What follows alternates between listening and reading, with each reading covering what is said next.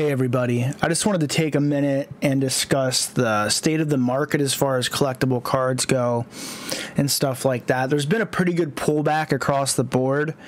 It's to be expected after the 2021 boom. You know, everything topped out, went back down, and now we're seeing a reversal in a lot of spots, some not so much. But I just wanted to jump in and show the reserve list. Fallen Empires overprinted, but if you look here, $2 cards are back down to $1, listed 60 cents, light played. These were all over like $1, $1.50, you know, you go back 6 months. The trends on these, $3 card down to $1.29, and some of the market, see, 74 cents you can get this card for now. $4.80 card, it peaked out at back in the summer of last year, literally down to $2.45, which $1.50 light played. Near mint, some of these hold a bit more. Near mint, obviously, still a $3 decline, but these were all $1 to $2 cards 2 years ago, so they went up, came right back down. $3.79, $1. These are all reserve list cards that went up like crazy, 4 or 5x. Now they've dumped back down.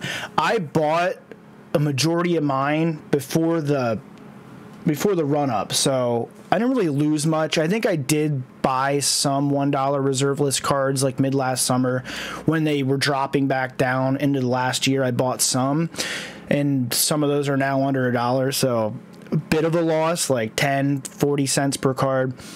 But they're back down. They're all back down. I remember people making videos saying no reserve list card was under $1 anymore, even lightly played. Now they're all back down underneath that. So are they going to go much lower? Probably not. They're already sort of bouncing. Look at the 1 month trend. It's only 5 cents, but you get it. 1 month trend still falling. Some cards are the exception, right? Sarah Angel Revised, like some cards are exceptions in vintage, you know, some cards are going up. The Dark's being bought out right now, so those prices are going up. Sarah Angel is definitely rising. There's exceptions, but the overall cheaper reserve list, they're all back down. You know, the cards that went up to 15, 20, 30 bucks, they're back down to $2, $3, $4. You know, I did buy like a lot of the cards I bought low, so I'm happy, but like I wanted the dragons from the reserve list, like Catacombs Dragon. I think I spent like $8 on him. He's probably, I think he's back down to $2, $3. So that wasn't a smart move. I acted on impulse. I wanted the reserve list dragons. Catacomb Dragon. I think I spent $5 to $8 on him. Look at the trend. $10, right? I think I bought him around here. Boom. $5. Lightly played, 2. I think mine may have been near mint. So I probably took a $2 hit on that card, right? You see, the trend is not your friend with some of these cards. This was up to like 15, I think, at one point. 12 to 15. Drastic decline. It's across the board on most cards. Like I said, like really old vintage stuff, I don't think any of that got hit like this, but like the lower end reserve pump, it's gone. The reserve list pump. Look at like even Pokemon Fusion Strike Booster Box. 180 bucks when this dropped. It's down to 90 now. I don't think it's going to go much lower than that. A lot of this stuff's starting to bounce, and rightfully so. I mean, if a booster box goes down below 80, 70 bucks, that makes the value of the packs less than like $2 a pop, right? Charizard VMAX from Shining Fates at release 185. It was a $200 card, right?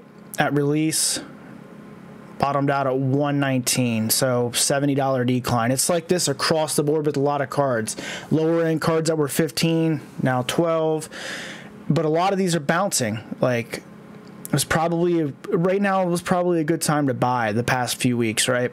Because you're seeing bounces across the board. These prices are only going to go so low, but you'll notice it's custom across the board with few exceptions of certain cards.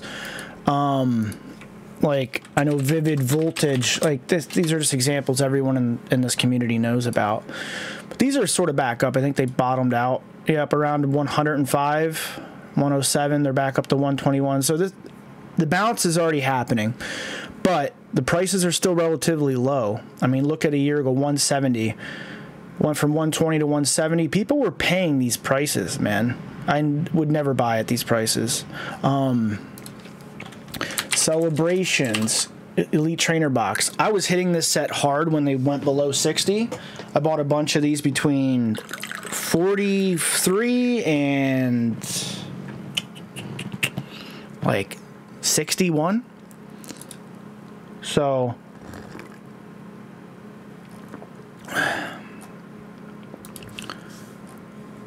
yeah, $59. I think I bought one at 59, and then I was buying some of Whatnot for like 45 to 55. So they're not going to go below 50 in my opinion. But look at the year trend. $179. I think they were at 200 at one point, all the way down to 60. So a 66% decline. And there are people that bought at release. So you can get 3 ETBs for what people were, you know, spending on one. I bought low. I chased the set a little bit. But yeah, people that were buying at the tops got wrecked, especially people investing in sealed product here. Just insanity. But it is what it is. The market's back down. I think it reached a bottom. It's bouncing. Now's the time to buy, like throughout the beginning of this year, I believe. Here in the next, you know, couple weeks, I'll probably buy more just to, you know, DCA down. And yeah, the prices are right now. I'm in a weird spot. A lot of my cards I bought low before the boom. Thank gosh. I mean, I got back into collecting a few months.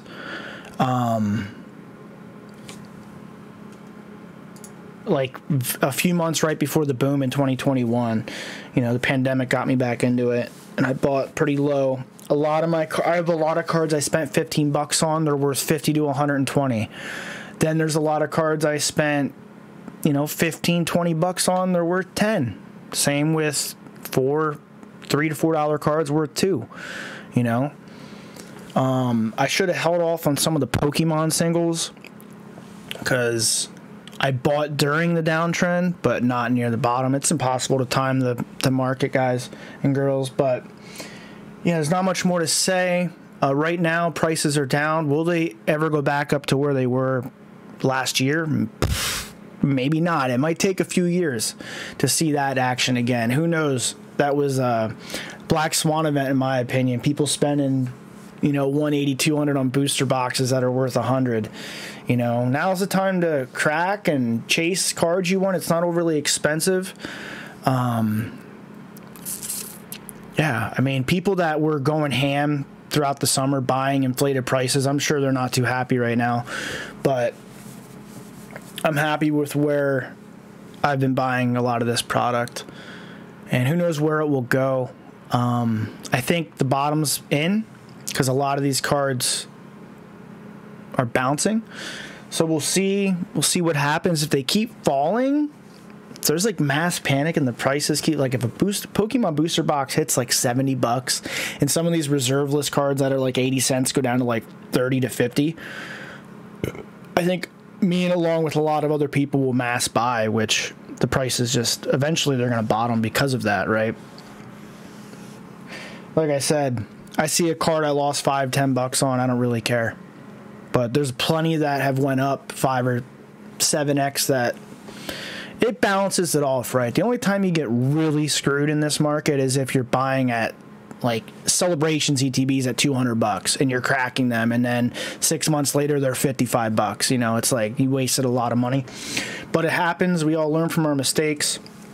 Not much more to say. We'll see where we're at throughout this year. I just wanted to make this video because the bottom's in, I think, at this point. Some things are still falling, some things are climbing. You know what I mean? It is what it is. Like I said, I buy and store away, so the prices really don't bother me. I know I'm up on a lot and I'm down on an okay amount. It's a lot of the cheaper stuff, so, you know, 50 cent to $2 price swings doesn't bother me.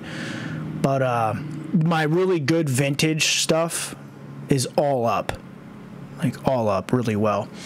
But yeah, take it easy, guys. Much love.